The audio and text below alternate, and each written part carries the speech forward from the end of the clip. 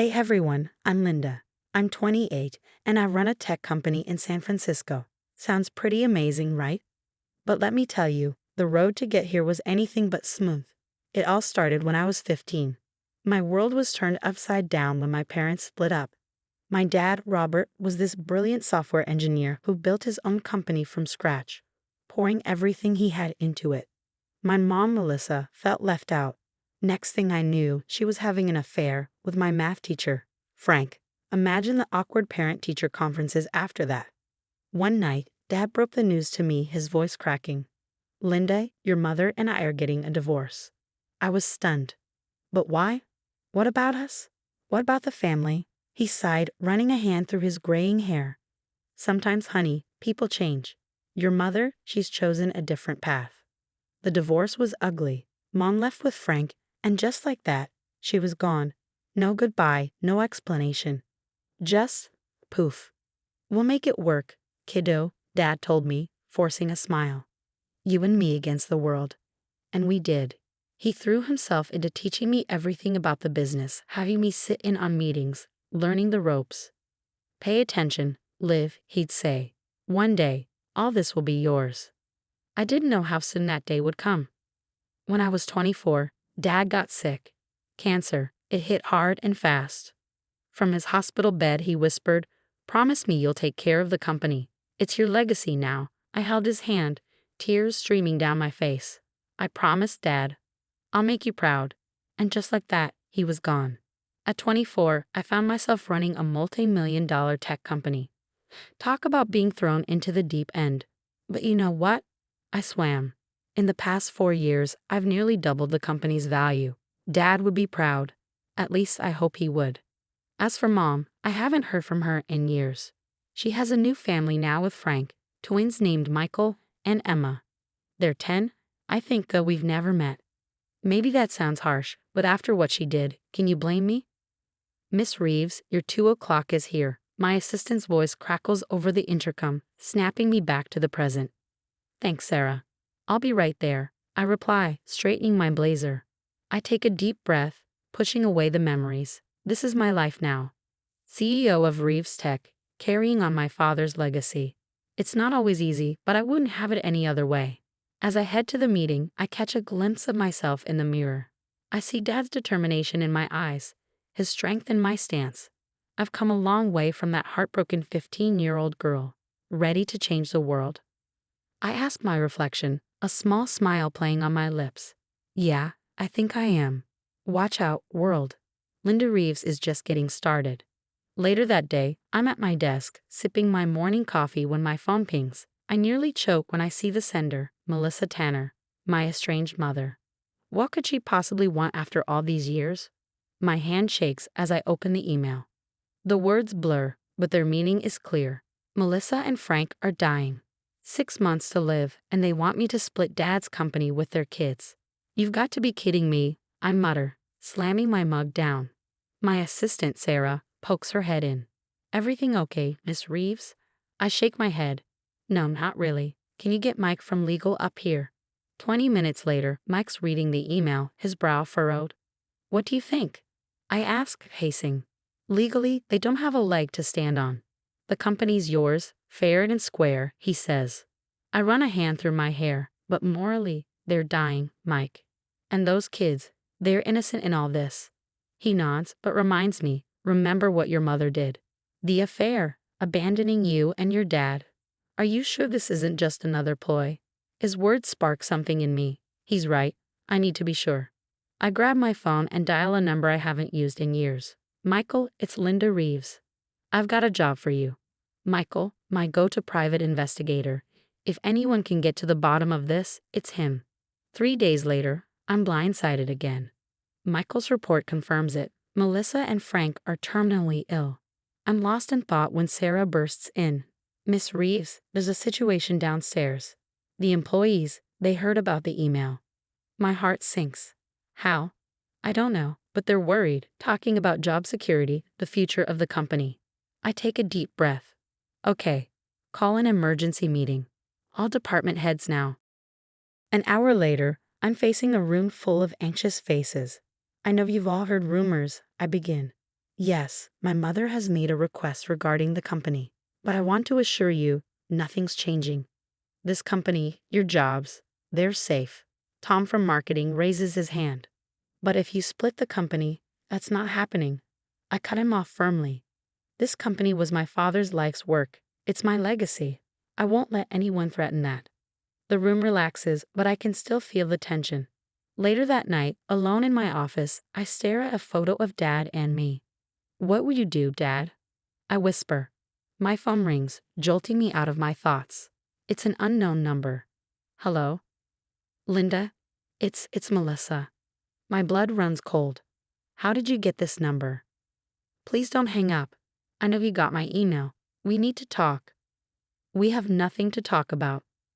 Linda, please. I'm dying. This might be our last chance. Our last chance.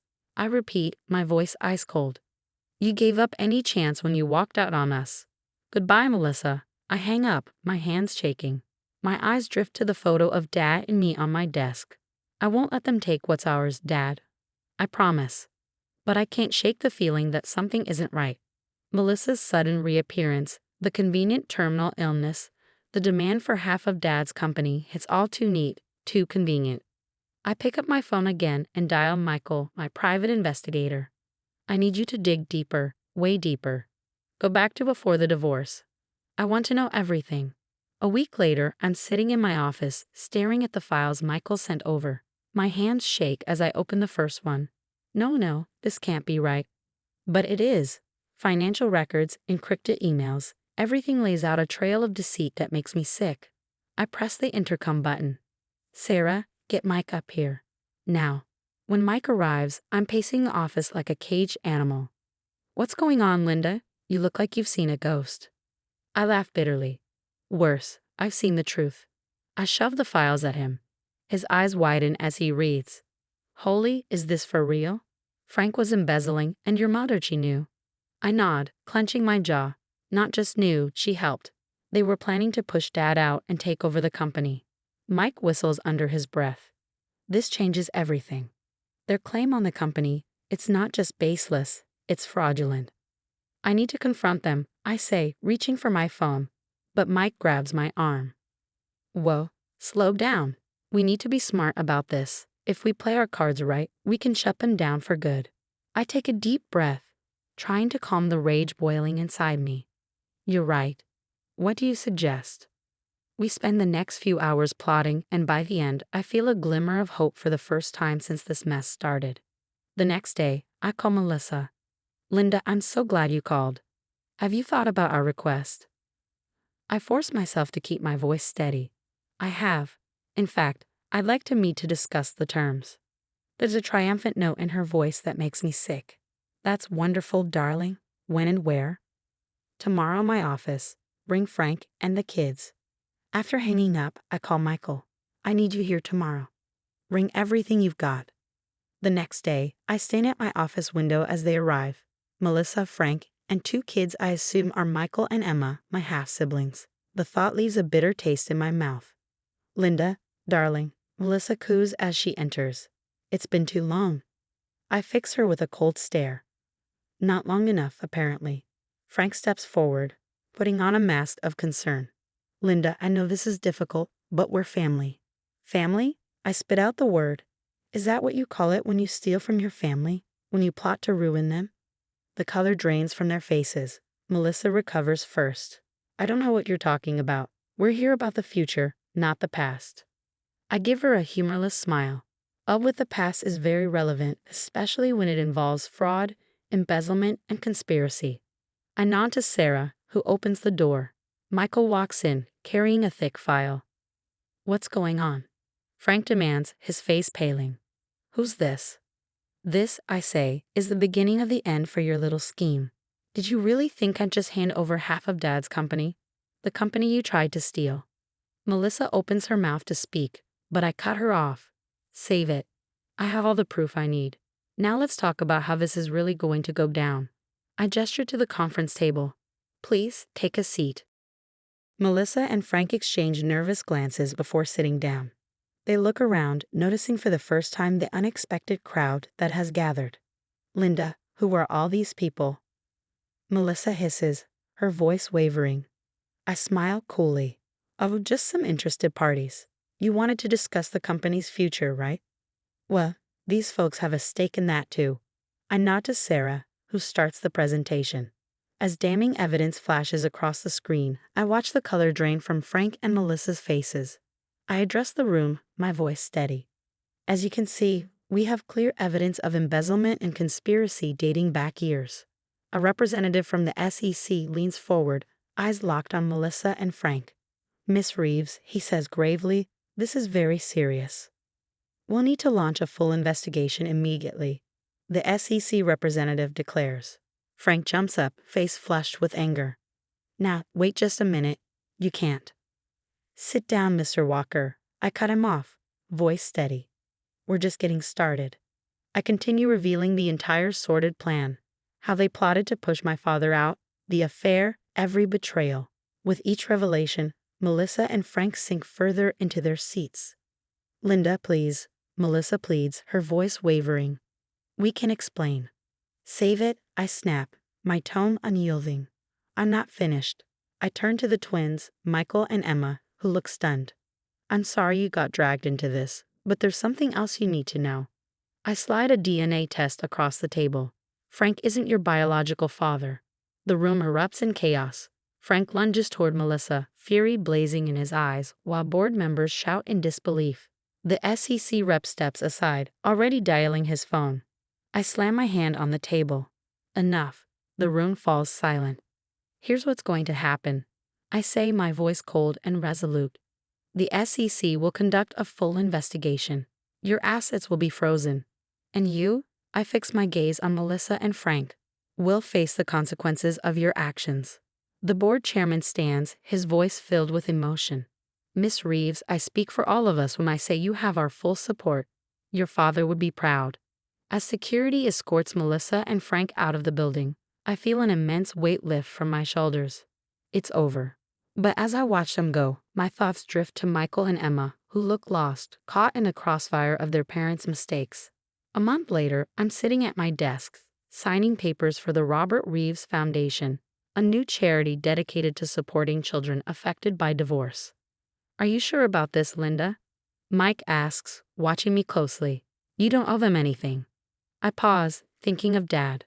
It's not about owing. I reply, a soft smile tugging at my lips. It's about healing, and maybe helping prevent others from going through what I did. That evening, as I leave the office, I feel lighter than I have in years. Dad's company is thriving, justice has been served, and I'm turning my pain into something positive. I look up at the night sky, feeling Dad's presence. We did it, Dad, I whisper. Your legacy is secure, and I'm finally free. I climb into my car, ready for whatever comes next. The past no longer haunts me, and the future, it's looking brighter than ever. Discussion prompt. If you were in Linda's shoes, would you offer any financial support to Michael and Emma, knowing they were innocent victims of their parents' actions? Or would you maintain firm boundaries, considering everything she's been through? This is a complex moral dilemma. On one hand, the twins are innocent and didn't choose their circumstances. On the other, Linda has no obligation to them and has already suffered because of their parents' actions. What would you do in this situation? Would you extend help or stand firm? Share your thoughts below.